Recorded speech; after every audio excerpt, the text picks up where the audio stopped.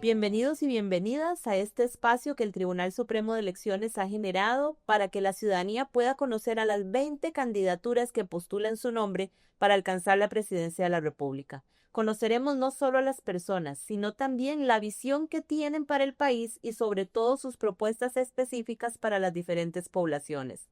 A todas las candidaturas se les harán las mismas preguntas para que usted pueda hacer sus propias comparaciones. Le damos la bienvenida en este espacio a don Fernando Zamora Castellanos del Partido Nueva Generación. Bienvenido. No, más bien el agradecimiento es mío y de verdad créame que estoy muy honrado de estar aquí. Muchas gracias. Don Fernando, para iniciar de una vez, contándole a la gente quién es Fernando Zamora. Bueno, Fernando Zamora, yo me defino como un luchador de la vida, padre de familia, que es lo básico y lo esencial en este momento para mí. Padre de 3 hijos, logré sacar adelante a mis 3 hijos, ya hoy todos mayores de edad, casado por más de 3 décadas con mi compañera de vida, con la doctora Lucrecia Mora Barquero, que es psicóloga clínica. Tengo 37 años de unión con ella. Y bueno, un hombre además que ha dedicado más de 3 décadas de su vida al conocimiento del Estado costarricense. ¿Cómo? A través de mi vocación, que es el derecho constitucional. Yo soy abogado constitucionalista y como tal pues he ejercido esa labor que te permite conocer a profundidad el Estado costarricense, que es lo ideal para un estadista. Lo he podido conocer, repito, por muchos años de ejercicio profesional, pero además también por haber estado en puestos de jerarquía o de función pública también.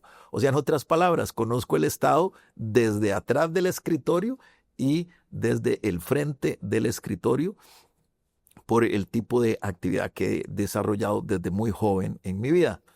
Además, pues, una persona que también en el plano intelectual o académico he sido pues bastante inquieto, con más de 7 libros de doctrina jurídica y política, algunos publicados en España y otros en Francia, perdón, y otros en Argentina, y el resto aquí en Costa Rica por editoriales jurídicas muy reconocidas, pues, y que también me han permitido un conocimiento intelectual amplio sobre lo que es la nación, el derecho obviamente también, y el conocimiento del Estado, tanto del país como una visión global de lo que es el conocimiento como decían los griegos, de la cosa pública. Entonces, una vida pues dedicada a la pasión, que es servir a mi país, y por eso hoy me presento como candidato a la presidencia de la República. Gracias, don Fernando. Bueno, cuando una persona se postula a la presidencia de la República, uno considera que tiene una visión país, ¿verdad? Que tiene ese ideal de país que quisiera construir. Quisiéramos saber cuál es esa visión de país que tiene Fernando Zamora. Bueno, primero que todo, desde una visión filosófica, nosotros entendemos que Costa Rica no solo es una patria, es más que una patria. Costa Rica es un ideal. Y ese ideal está sustentado en 3 pilares que conforman desde un punto de vista filosófico de nuestra visión de patria, de país. Un pilar es la cultura productiva. Desde más de 3, 4 décadas, nosotros, 4 siglos, perdón, desde que éramos, incluso antes de ser nación y siendo apenas una provincia de la provincia de Costa Rica, del Reino Español, nosotros ya éramos un país con una profunda cultura productiva a través del agro, de la ganadería, de la cultura que después llegó a ser incluso cultura agroindustrial. Entonces, ese pilar que nos da la visión país nuestra es la necesidad de fortalecer algo que está bajo amenaza, que es la cultura productiva. El segundo pilar es, por supuesto, el ideal de la familia. Es la segunda columna que conforma ese ideal llamado Costa Rica. Y la tercer columna más bien es la fe, que ha sido pues un basamento, una columna fuerte de nuestra nacionalidad, nuestra fe, la fe de nuestros padres, la fe de nuestros abuelos y ancestros, que forjó la cultura costarricense. Eso desde el punto de vista filosófico. Ahora bien, desde el punto de vista del desarrollo moderno, consideramos que nuestra visión país está sustentada en lo que hemos llamado un sistema nacional, que es a través de la necesidad de una inversión en infraestructura crítica, o sea, en un inventario ambicioso de infraestructura, por una parte, con la que vamos a dinamizar el desarrollo, y estamos convencidos de que vamos a dinamizar el desarrollo de esa forma. Un segundo eje de acción en nuestra visión país, que es lo que hemos llamado la revolución energética, y un tercer eje que tiene que ver con la cultura productiva, ¿verdad? Costa Rica ha venido con un impulso de masificación de las importaciones y es indudable que necesitamos volver, o sea, virar en U y volver a la cultura de la producción, la cultura de la exportación, la cultura que hemos llamado también hacer de Costa Rica una potencia agroindustrial, y que nos va a permitir esos tres ejes dinamizar no solo la economía, dinamizar el desarrollo, revertir la estrategia de importación masiva de bienes y servicios por una estrategia de producción, una revolución energética a través de algunos otros proyectos como el de geotermia, por ejemplo, o proyectos como el de energía eólica, energía de cambio tu basura por energía, que es otra propuesta, energía hidroeléctrica nuevamente, que es algo en el que nos detuvimos y que éramos muy buenos. Y finalmente, pues, como lo indiqué, un inventario ambicioso de infraestructura en carreteras, en puertos, aeropuertos. Eso es nuestra visión país y el mecanismo con el que sabemos, o los ejes con los que sabemos, vamos a poder levantar la economía costarricense. Muy bien. Bueno, en los últimos meses, la Facultad Latinoamericana de Ciencias Sociales, Flaxo Costa Rica, ha desarrollado grupos focales en todo el país para conocer aquello que inquieta a la ciudadanía, y construimos a partir de esto una dinámica que llamamos 10 preguntas, 10 respuestas, enfocándonos en que Costa Rica es tremendamente diversa y tiene grupos poblacionales o productivos que tienen sus propias necesidades y dudas. Iniciamos. Las personas con discapacidad han sido históricamente una población sujeta de múltiples discriminaciones y limitaciones. Por ello, queremos conocer sus propuestas en materia de atención, inclusión, accesibilidad y autonomía para la población con discapacidad. No solo el qué, sino también el cómo lograr alcanzar esas propuestas. Bueno, indudablemente la equidad, que es un concepto mayor que incluso mayor que la mera o simple igualdad, sino que la equidad va sobre la necesidad de hacer o generar a través de lo que se llama una discriminación positiva, hacer de quien tiene discapacidad que tenga una verdadera igualdad. En ese sentido, nosotros vamos con un plan B que está en nuestro plan país para las personas con discapacidad, que tiene la línea de ir más allá de lo que es la ley, por ejemplo, 7600, y tratar en la medida de lo posible con vía decreto y algunos proyectos de ley que vamos a desarrollar, establecer situaciones de equidad, o sea, discriminación positiva concreta en materia, sobre todo de economía, producción y tramitología, o sea, de lo que se llama costo de legalidad en beneficio de las personas discapacitadas o con discapacidad, personas con algún tipo de discapacidad. Entonces, creemos que no solo es lo que ya la ley 7600 les da,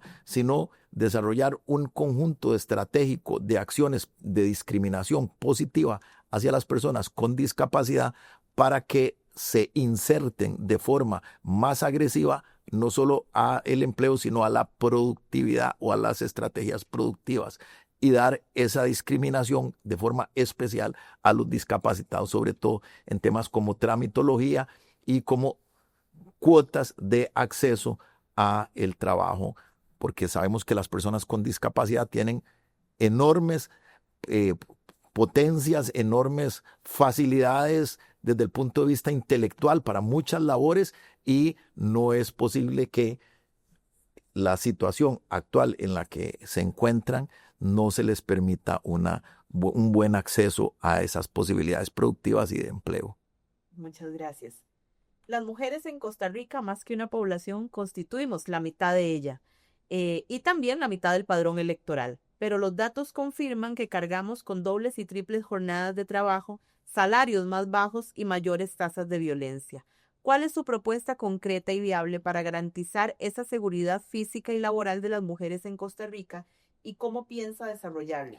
Nosotros estamos planteando como una de nuestras propuestas, estamos planteando destinar un porcentaje de los recursos subejecutados, del Estado, que es una suma ingente, para fortalecer sobre todo lo que tiene que ver con redes de cuidados, atención de menores de edad, hijos, sobre todo de madres, cabeza de hogar, y esto, por una parte, va a generar muchas posibilidades de un mayor acceso no solo a la productividad, sino al empleo de madres solteras que en este momento se encuentran con algún tipo de dificultad porque no tienen fácilmente cómo sean atendidos sus hijos. Eso es una de las principales estrategias. Un segundo eje de acción para las mujeres y para, sobre todo, mujeres en esa situación son un conjunto de beneficios y de incentivos fiscales a aquellas empresas que den prioridad a este tipo de inclusión laboral. Y también un tercer eje es en la misma línea de las personas con discapacidad también, una estrategia para que impuestos como el de renta o el del IVA, en el caso de madres solteras, por ejemplo, tengan una mejor condición. O sea, que el piso del impuesto sea, sobre todo en el caso del impuesto de renta, sea un piso menor para aquellas madres que se encuentren en esa condición. No creo que la solución sea estrictamente como se ha venido ejerciendo esos intentos de solución, que es simplemente con mero asistencialismo, sino con una estrategia en donde a la madre se le facilite su ingreso laboral. Muy bien. Bueno, hoy en día la niñez registra una afectación real producto de la baja en la inversión social y un aumento en las tasas de violencia de las que son víctimas directas. ¿Qué estrategias concretas propone su gobierno para asegurar una inversión social sostenida y estratégica en materia de cuidados, salud, educación para la niñez costarricense? Bueno, en materia de cuidado ya lo he contestado en la anterior pregunta. Vamos con una estrategia financiera que la he explicado para lo que tiene que ver sobre todo con red de cuidado para la niñez.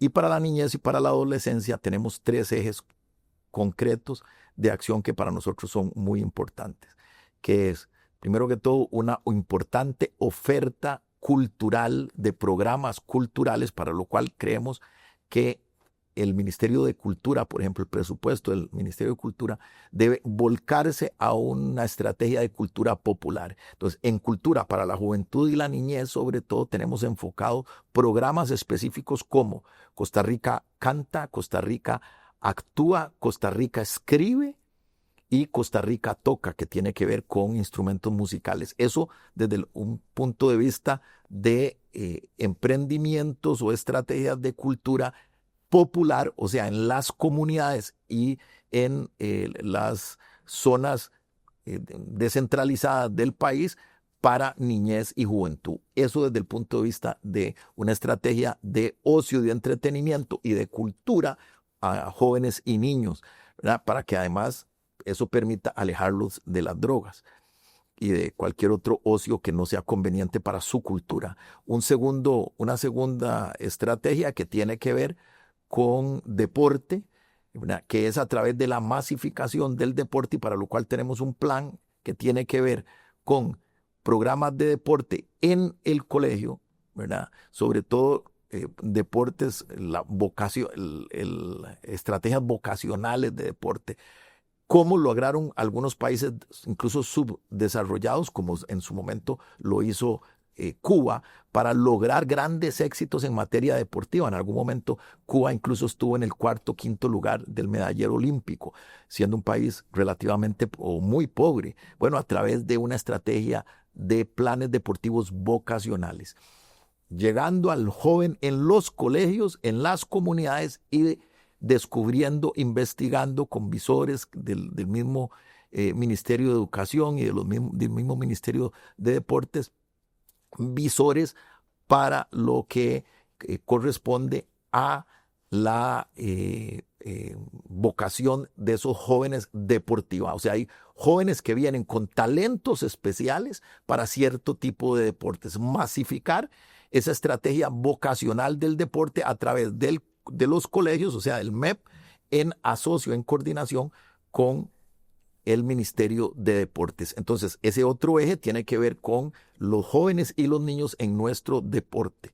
Y finalmente, pues por supuesto que el gran reto, el gran desafío es el mejoramiento educativo. Entonces tenemos cultura, deporte y educación. El mejoramiento educativo, tenemos toda una estrategia de mejoramiento educativo en 4 ejes que así muy brevemente o muy rápidamente van desde la definición de una verdadera ruta de educación que actualmente no existe, una educación centrada en principios y valores, ¿verdad? En la respuesta a las grandes interrogantes de la vida, la respuesta a las interrogantes de identidad, a las interrogantes de propósito, por ejemplo, ¿quién soy? ¿Para qué estoy en esta tierra?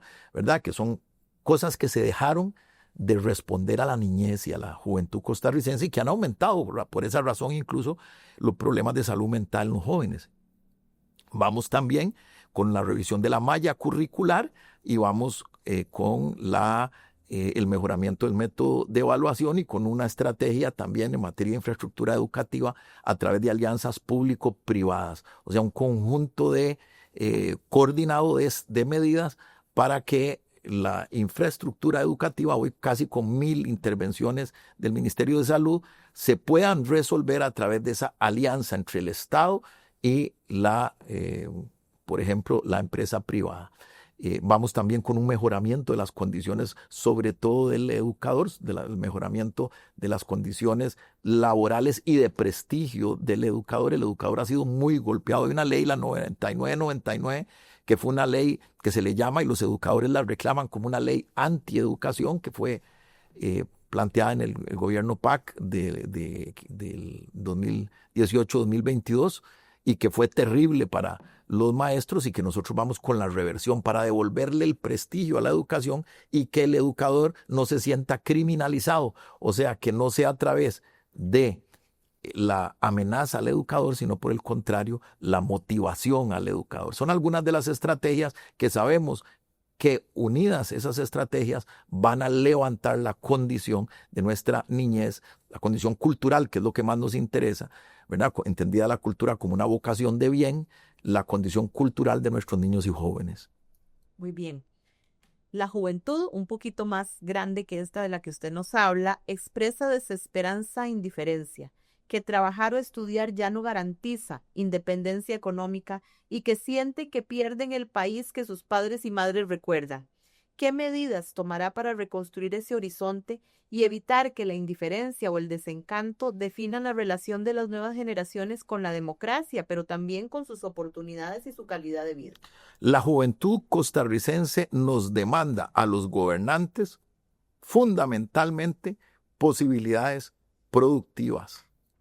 Eso es lo que quiere la juventud. La juventud quiere, por supuesto, buena educación, pero no solo para una buena convivencia en sociedad, sobre todo, además de para una buena convivencia en sociedad, educación para incorporarse plenamente a un buen trabajo, un buen empleo y a buenas condiciones de vida. En ese sentido, nosotros hemos venido sosteniendo que el empleo a la juventud viene o se puede lograr a través de 2 estrategias muy claras que nosotros vamos a implementar en el próximo gobierno del Partido Nueva Generación y de este servidor, Fernando Zamora.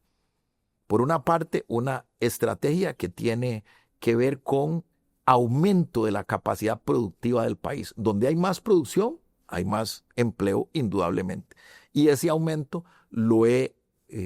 como ya lo he indicado, va en 3 ejes.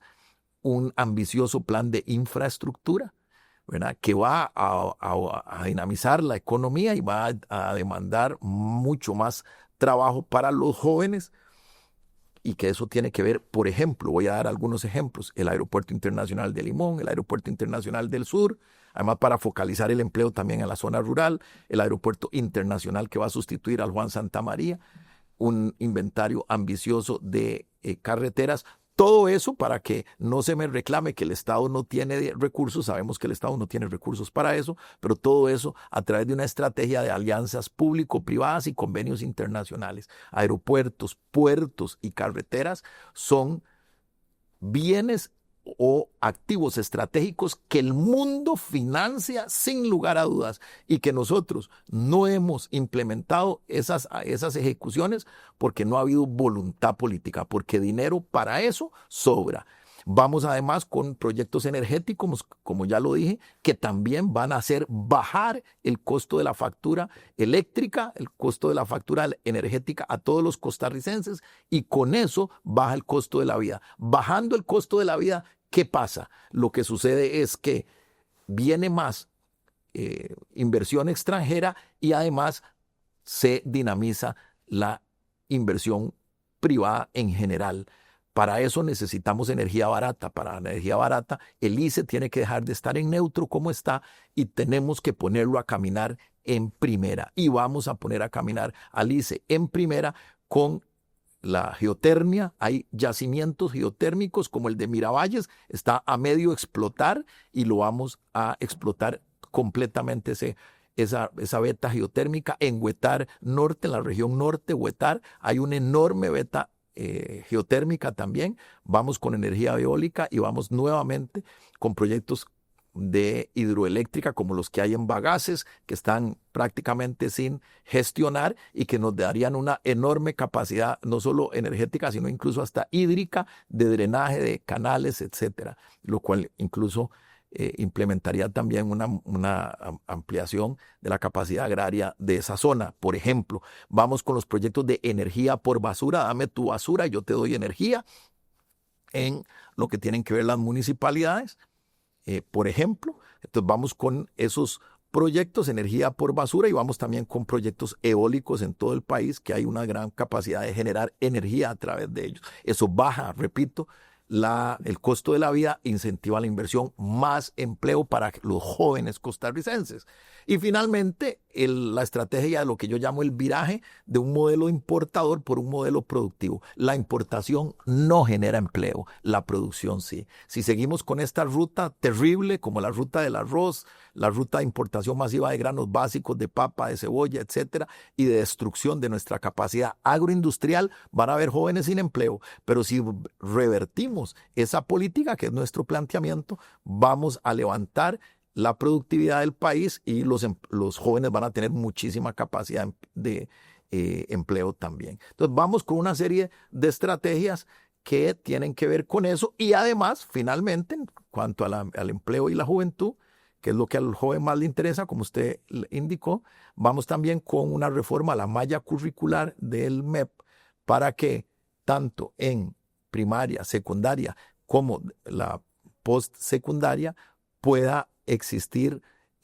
una mayor capacidad de esa malla curricular de enseñarle al joven materias y capacidades, habilidades para lo que tiene que ver con materias que le sirven al empleo, a él, prácticas, como por ejemplo nuestra idea de la plataforma virtual de idiomas con el MEP y el INA, que va a ayudarle muchísimo al segundo y tercer idioma, y por lo tanto al acceso a empleo de la juventud, entre otras medidas que tomaremos. Muy bien. Bueno, tenemos claro que la pirámide poblacional del país se está invirtiendo, y hoy tenemos muy pocas personas jóvenes frente a una población adulta mayor que dice, entre otras cosas, que sus pensiones no cubren ni medicinas ni alquiler. ¿Qué reforma impulsará para evitar que el encarecimiento convierta la vejez en una etapa de pobreza? Bueno, lo primero que tenemos que fortalecer es el régimen de pensiones. Tenemos varias estrategias para fortalecer el régimen de pensiones. Una de esas estrategias es lo que nosotros hemos venido planteando, somos los únicos que lo estamos planteando, que es la pensión consumo, que es una idea que es de una de las personas que nos apoyan, el doctor Walter Coto Molina, que planteó, eso es algo revolucionario prácticamente en Costa Rica, sería donde se implementaría con más fuerza la pensión consumo por consumo. Lo que realmente lleva es a que óigase bien, sin aumentar, pues no vamos a hacer aumento de impuestos, sin aumentar el impuesto al valor agregado, el IVA, sin aumentar ese impuesto, vamos a destinar un porcentaje a las pensiones de los costarricenses de lo que se recauda por eso. Entonces ustedes me van a decir, pero eso es quitarle recursos al Estado que el Estado requiere para otras cosas. Sí, pero no. ¿Por qué? Porque con la pensión consumo, si usted sabe, en la pensión consumo, cada compra que usted, Marcela, hace en algún tipo de bien, cada compra que usted hace, un pequeño porcentaje de esa compra, de ese IVA, de ese impuesto, va a su cuenta personal de pensión, que va a estar claramente registrada. Entonces, ¿qué cree que va a suceder con eso? Que usted va a convertirse en una fiscalizadora de la recaudación. ¿Por qué? Porque la persona, por más pequeña que haga la compra, pedirá su factura entendiendo de que esa factura o ese porcentaje va a su cuenta de pensión, ¿verdad? Y además nos va a permitir también, porque los turistas pagan también IVA y las empresas pagan IVA, que ese porcentaje de los turistas y de las empresas vaya a nuestro régimen no contributivo y de invalidez, y sobre todo al no contributivo. Entonces, eso va a fortalecer las pensiones individuales de todos los costarricenses y va a fortalecer el régimen no contributivo. Eso es una propuesta revolucionaria que es del partido Nueva Generación y que a partir del 8 de mayo la vamos a implementar, y que créame que va a levantar la recaudación no solo de los impuestos, sino que además va a levantar la recaudación del régimen de pensiones, que en este momento está deficitario. Bueno, vamos a tomar otro conjunto de medidas, ¿verdad? Creo que uno de los grandes problemas que tiene el régimen de pensiones hoy es lo que tiene que ver con la enorme y trágica baja de la tasa de reposición poblacional. O sea, los costarricenses no nos estamos reproduciendo, y eso es gravísimo, no solo para la economía, sino también para la seguridad social y para el régimen de pensiones. Vamos a detener todas las políticas, que no significa que cada quien va a tener los hijos que quiera tener, y el que no quiera tener hijos, pues no los va a tener. El Estado no lo puede obligar a tener hijos, por supuesto. Pero lo que sí vamos a hacer es detener las políticas de esterilización que lamentablemente, y sobre todo en el gobierno del PAC, se empezaron a implementar en esos 8 años a Costa Rica masivamente, en donde se invitaba a la gente a esterilizarse, sobre todo a los jóvenes, lo cual es gravísimo, tal vez jóvenes que ni siquiera habían tenido hijos. Y por ejemplo en los EVAIS, porque yo lo vi, Marcela, yo vi las invitaciones a las campañas de esterilización y incluso a capacitarse para esterilizarse, y donde el mismo Estado costarricense le decía a los jóvenes y a las jóvenes de Costa Rica que ellos los ayudaban a esterilizarse, lo cual es vergonzoso, es terrible. Y una cosa es que el Estado no obligue a nadie a tener hijos, cosa que está bien, el que no quiere tener hijos que no los tenga, pero tampoco que el Estado promueva el no nacimiento de costarricenses, lo cual es muy grave para nuestro régimen económico y de pensiones. Entonces son una serie de medidas también en materia de pensiones, por ejemplo, invertir mejor los recursos de pensiones, que puedan invertirse en lugar de como ha venido sucediendo, que están usando hasta el ROP, y los regímenes de pensiones los están usando en la bolsa de Nueva York, la bolsa bursátil de Nueva York. Bueno, ¿cómo es posible habiendo aquí tantas necesidades de infraestructura?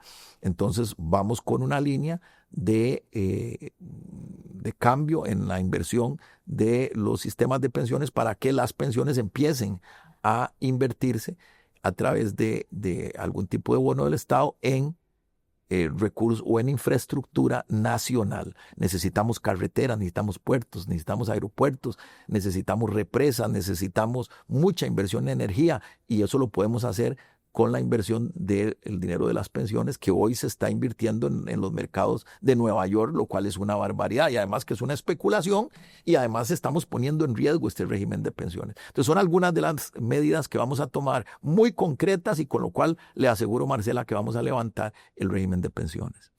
Muy bien. Pues Fernando, la seguridad alimentaria de los países, incluido el nuestro, es hoy más que nunca una urgencia que requiere acciones claras. ¿Cuáles son las propuestas reales y viables para los agricultores y agricultoras nacionales? Bueno, hemos sido el Partido Nueva Generación por nuestra decisión, por nuestra voluntad, por nuestra fortaleza a la hora de defender al sector agropecuario e industrial y pesquero, porque hemos sido el partido que ha defendido con más virulencia, con más determinación a ese sector. Nos hemos convertido en el partido de los agricultores y de los pesqueros, y algunos nos llaman el movimiento incluso de los sombreros blancos, porque todos los campesinos y agricultores de este país y ganaderos pequeños nos han apoyado, nos están apoyando. De hecho, yo soy el abogado, soy el único candidato presidencial que en la práctica además soy el abogado que está dirigiendo en el juzgado contencioso administrativo la lucha de los de los productores pecuarios, de los pequeños campesinos pecuarios, que estamos desarrollando ahí en el juzgado contencioso la lucha contra las ultrarregulaciones que les ha metido el Estado costarricense en los últimos 2 años, ¿verdad?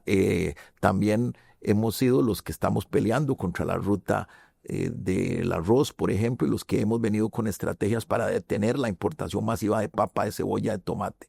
Entonces nos hemos convertido en el partido del agro. ¿Por qué? Porque estamos claros de que nuestra misión es revertir, como lo dije al inicio, un modelo de masificación de las importaciones, un modelo de masificación de importaciones que quiere, en el caso del Partido de Liberación Nacional, aquí quiso imponer la Alianza del Pacífico, que era destruir al agro, y este gobierno, en el caso del partido de gobierno, tiene en su plan de gobierno, tiene, por ejemplo, aprobar el acuerdo transpacífico. Sepa lo que, Marcela, si aquí se aprueba la Alianza del Pacífico, Iniciativa de Liberación, o se aprueba el acuerdo transpacífico, iniciativa del actual partido de gobierno, es la destrucción absoluta, la clausura y demolición de nuestra cultura agropecuaria, industrial y pesquera. Se acabó prácticamente nuestra cultura productiva. Así que vamos frente a eso con una propuesta de asistencia técnica, asistencia tecnológica, parques agroindustriales, detener todos estos acuerdos que le he indicado para que los costarricenses que se dedican a la producción tengan un nuevo aire y realmente podamos revertir de ser de una cultura de importación a una de producción. Pero esto solo lo logramos con agroasistencia en tecnología, en técnica, en crédito para equipo y maquinaria. En los últimos días usted vio al presidente de la República quejándose literalmente de que nuestros agricultores tenían tractores. Algo inconcebible. Imagínese usted en Alemania a un presidente de Alemania quejándose de que sus agricultores tengan tractores. No, por el contrario, nosotros vamos a fortalecer lo que tiene que ver con la asistencia y el crédito al agricultor, al productor pecuario, ganadero, agrario, pesquero, para que tengan equipo y tengan maquinaria y podamos levantar de esa forma y tecnología para levantar de esa forma lo que tiene que ver con la cultura productiva. Eso implica además cambios en nuestro sistema de crédito. Hemos tenido una banca totalmente comercial, o sea, dedicada al crédito comercial, y la debemos orientar hacia el crédito productivo. Muy bien. En las zonas rurales y costeras, la única oportunidad, entre comillas, para muchas personas es migrar o caer en las redes del crimen organizado. ¿Cuál es su plan real para generar empleo digno fuera del gran área metropolitana en los primeros 2 años de gobierno?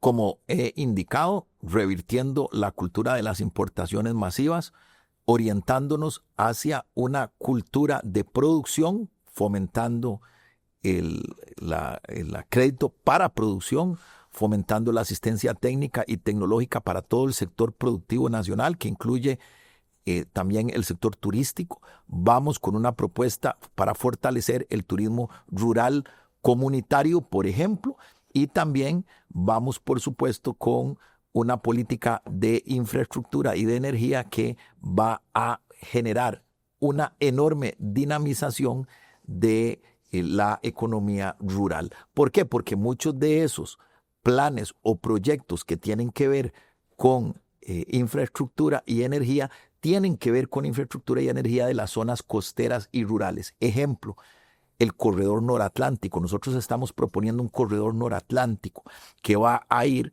que es una ruta de no solo de vehículos y de transporte, sino también de ferrocarril que va a ir desde Guapiles, o sea, uniendo la 32, desde Guapiles hasta Sarapiquí, de Sarapiquí a Florencia y de Florencia a San Ramón. Esa es la ruta noratlántica que, por ejemplo, va a dinamizar la economía del Caribe y de Occidente.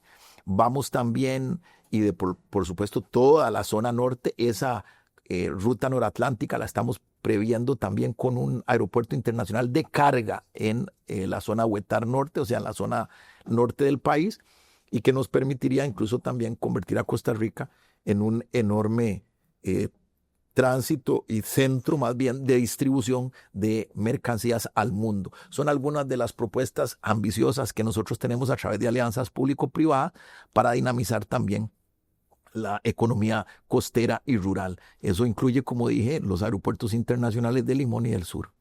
Muy bien, bueno, hablando justamente de eso, los pueblos afrodescendientes y las comunidades indígenas señalan abandono estatal y decisiones tomadas desde San José sin conocer la realidad territorial. ¿Cómo piensa usted gobernar para territorios que históricamente no han sido escuchados? En el caso de Limón, me pregunta concretamente, bueno, en el caso de Limón y del Caribe, tenemos un plan con 4 estrategias ambiciosas. Una, el aeropuerto, como lo dije. Bueno, una es que creemos que debe retornar la aduana a Limón. Eso es lo que entra por Limón, ahí debe haber retornar la aduana ahí. Eso es una de las propuestas. Otra propuesta es, como le dije, el corredor noratlántico, que ya con la 32, que está prácticamente terminada, nos llevaría de Limón a Guapiles con la 32, que está, como repito, casi terminada. Pero si la continuamos por el corredor noratlántico, significa una ruta, una carretera de alta velocidad de 4 carriles en alianza público-privada, o sea, concesión de obra pública, que va desde Guapiles hasta Sarapiquí, que ya en el caso de Sarapiquí, Florencia, hay una buena ruta ya desarrollada, noratlántica.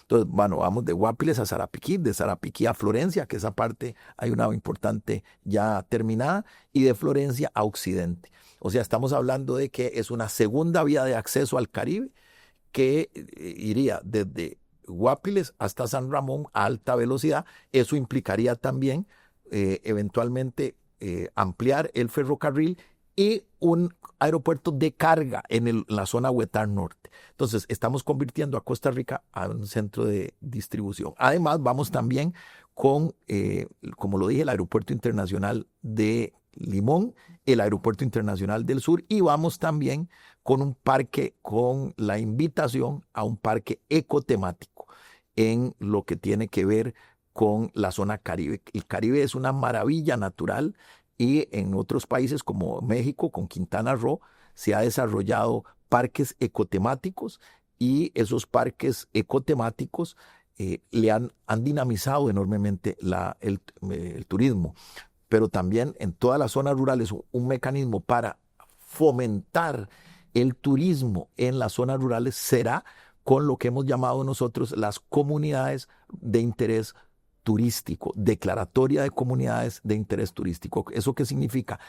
Hacer lo que más o menos le ha dado un éxito enorme al turismo rural comunitario en México, que son los pueblos mágicos, que le han dado un desarrollo enorme al turismo al país y al turismo rural comunitario, implementarlo aquí y le llamaríamos comunidades pura vida. ¿Eso qué significa? Pueblos como Grano de Oro de Turrialba, por ejemplo, Bijagua de Upala, Dos Ríos de Upala, por ejemplo, lugares bellísimos que los podemos convertir en comunidades de interés turístico y meterle infraestructura y empezar de esa forma a implementar un desarrollo del turismo rural comunitario, darle propaganda a esas comunidades por el mundo y dinamizar la economía rural también. Muy bien. La población migrante, don Fernando, se ve frente a dos posturas en la sociedad. Aquellos quienes levantan la voz por detenerla y aquellos que levantan la voz por hacerlo segura para quienes migran, sobre todo por temas de refugio o laborales. ¿Cuál será su postura de gobierno frente a la población migrante? Bueno, una posición absolutamente equilibrada. Dice el Evangelio que serás justo con el forastero y no podemos tener una política hostil al forastero, pero tampoco podemos tener una política irresponsable, porque tenemos que pensar también en los sectores obreros y populares de nuestro país, costarricenses, y ellos también pues necesitan que haya equilibrio entre el ingreso de migrantes que vienen a trabajar y las oportunidades de trabajo de nuestra clase obrera. Entonces, ahí hay un punto de equilibrio que hay que manejar con mucha sensatez. Lo que no es posible es lo que ha venido sucediendo, la apertura, sobre todo en este gobierno y en el anterior, en el PAC y en este gobierno, que se ha hecho una apertura indiscriminada, casi como la que tuvo Estados Unidos con el gobierno de Joe Biden, que era la gran queja de los estadounidenses, que prácticamente era una política de puertas abiertas, lo cual es una política irresponsable porque también es extremista. Entonces, ni una política de puertas abiertas, que es algo extremista y que nos ha, como usted sabe, nos ha generado, en el caso de los migrantes venezolanos que están en este momento en condición de indigencia, venezolanos, dominicanos, haitianos, que hoy actualmente lamentablemente están en nuestro país en una situación de indigencia porque se les permitió el ingreso masivo en el cruce que ellos tenían y se quedaron aquí. Y ahora, pues prácticamente el Estado simplemente se ha desentendido de ellos porque no hay recursos para devolverlos. Entonces, ni esa política abierta e irresponsable, pero tampoco podemos tener una posición hostil al migrante que viene a trabajar, sobre todo en materia de agrícola, en la actividad agrícola rural y en la actividad sobre todo de albañilería, que es de construcción inmobiliaria, de proyectos inmobiliarios, que también es una necesidad para el país, ¿verdad? Entonces, es una posición, no tenemos una posición extremista, hay gente, sobre todo sectores muy digamos que extremistas, que dicen aquí nadie entre más, ¿verdad? Lo cual pondríamos en problemas al sector, sobre todo de agrícola, y pondríamos en problemas al sector de la albañilería, pues no de la albañilería, sino de los proyectos inmobiliarios de construcción que necesitan mano de obra, ¿verdad? Pero tampoco una posición extrema. Muy bien. Y para finalizar, la opinión pública se divide hoy entre aquella que exige mayor castigo para la población privada de libertad y la que afirma que como seres humanos que cometieron un delito deben ser castigados pero sin obviar sus derechos humanos. ¿Cuál sería su propuesta para el manejo de la población privada de libertad? Bueno, lo primero que tenemos que decir es que obviamente la ley y sobre todo los convenios internacionales de derechos humanos nos obligan a que ningún costarricense ni ciudadano que habite en la República se le violen sus derechos humanos. En eso estamos claros. Pero una cosa es no violar los derechos humanos y otra cosa es la alcahuetería que muchas veces vemos y que lamentablemente estamos viendo en materias como procedimiento penal. Recordemos el caso Turetsky, donde toda una banda de altos narcotraficantes peligrosos salieron simplemente por leguleyadas, como decimos los ticos, por cuestiones de mera legalidad y de forma, y que sacaron a una banda por cualquier pretexto legal. Eso no puede seguir sucediendo. Debe haber indudablemente un sentido de que la delincuencia ha aumentado, la codicia del delincuente y la maldad en la delincuencia ha crecido, y por lo tanto nosotros no podemos limitarnos a una mera política de simplemente de prevención, de educación y ya, cuando realmente sí se necesita algún tipo de disciplina y de mano firme, no mano dura, pero sí mano firme en el combate a la delincuencia. Eso implica, por ejemplo, lo que nosotros hemos venido planteando.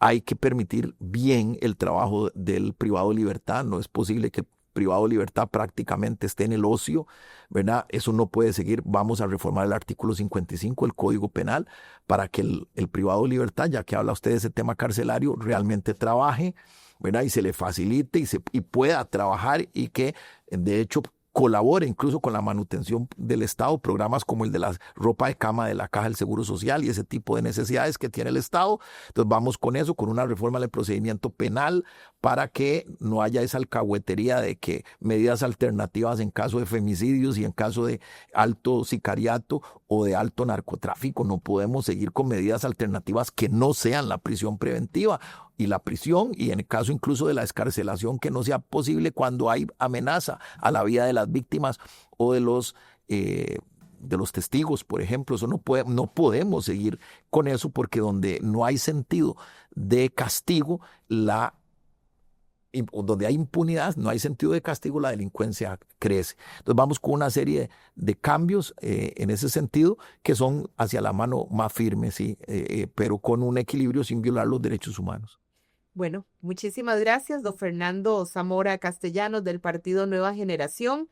Este es un esfuerzo que el Tribunal Supremo de Elecciones hace para que ustedes, las personas costarricenses, puedan conocer a las 20 candidaturas y con ello ser un votante informado.